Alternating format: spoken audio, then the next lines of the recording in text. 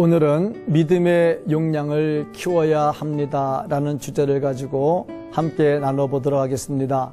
하나님 말씀 로마서 4장 17절부터 25절까지 말씀 중에서 19절로 22절까지 말씀을 봉독하도록 하겠습니다.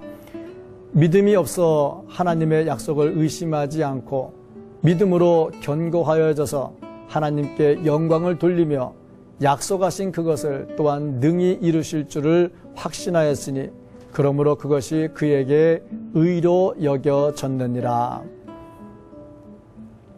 제가 일본에 단기 선교를 갔다가 히카리노우카라는 교회에서 설교를 한 적이 있습니다. 설교를 하고 나오다가 책상 위에 누워있는 한 어린 아이를 보았습니다. 그 아이의 키는 약 60cm 정도였고 손가락은 제대로 구분되어 있지 않았습니다. 그 아기가 태어난 지 얼마나 되었느냐고 물었습니다.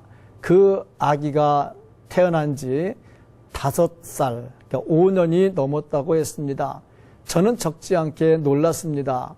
왜 그렇게 자라지 못했느냐고 물었더니 성장장애 병에 걸렸다는 것입니다. 그 아이를 보면서 저의 영적인 상태를 한번 생각해 보았습니다. 우리의 신앙은 성장해야 하고 교회는 부흥해야 합니다. 정상적으로 성장할 때 자신에게 기쁨이 있으면 물론이거니와 교회에는 부흥의 큰 기쁨이 일어납니다. 교회의 아픔이 끊이지 않는 이유는 지속적인 영적 성장이 이루어지지 않기 때문입니다. 오늘 봉독한 말씀은 믿음이 식어지지 아니하고 지속적으로 성장하여 결국에 하나님의 약속을 받은 아브라함의 믿음이 기록되어 있습니다.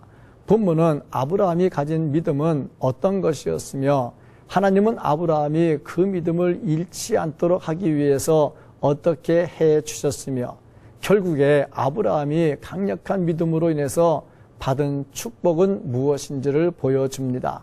우리가 영적인 성숙을 이루기 위해서 어떻게 해야 합니까? 첫째로 믿음의 용량을 키우려면 기도해야 합니다. 긴 시간 하나님과 교제해야 합니다. 기도하면 믿음이 강해집니다. 기도는 모든 결과를 하나님께 맡기는 것입니다. 기도하되 아브라함이 그랬던 것처럼 약속에 근거한 기도를 해야 합니다. 변화산에서 기도하시고 겟세마네 동산에서 기도하셨던 예수님처럼 기도해야 합니다. 둘째로 믿음의 용량을 키우려면 바랄 수 없는 중에도 바라야 합니다. 믿음은 상식을 뛰어넘습니다. 믿음은 현재를 보는 것이 아니라 미래를 보는 것입니다. 갈멜산에 불을 내리고 비를 내리게 했던 엘리야처럼 바랄 수 없는 중에 바라야 합니다. 바랄 수 없는 중에 바라면 기적이 일어납니다. 셋째로 믿음을 키우는 훈련이 필요합니다. 하나님은 아브라함을 25년 동안 훈련시키셨습니다. 믿음을 키우기 위해서 먼저 말씀 훈련을 해야 되고 또 기도 훈련을 해야 합니다. 하나님의 음성을 듣는 훈련을 해야 됩니다. 그리고 자기 관리 훈련을 해야 합니다. 성전된 몸을 잘 관리해야 합니다. 믿음의 훈련을 잘해서 하나님의 은혜를 체험하는 성도가 되기를 주님의 이름으로 축복합니다.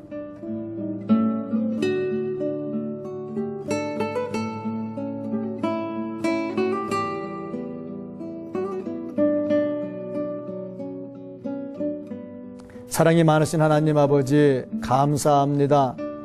날마다 우리의 영적 성장이 이루어지게 해주시고 성숙한 모습으로 하나님의 나라를 세워가게 하여 주옵소서. 예수님의 이름으로 간절히 기도하옵나이다. 아멘.